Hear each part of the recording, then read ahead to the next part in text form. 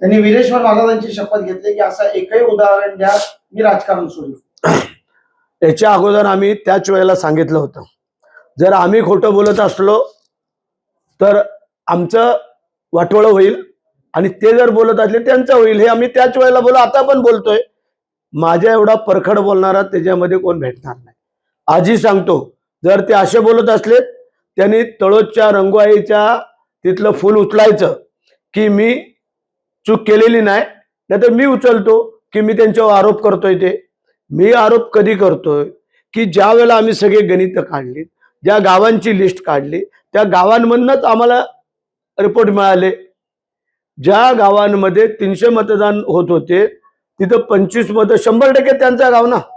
ज्या वेळेला एखादा राष्ट्रवादीचा गाव आहे त्या गावामध्ये 100% गावामध्ये जर आम्हाला 25 मतं मिळत आहेत आणि त्यांना जर 250 मतं मिळत आहेत, अशा अनेक उदाहरणं आहेत. लक्षात आलं का?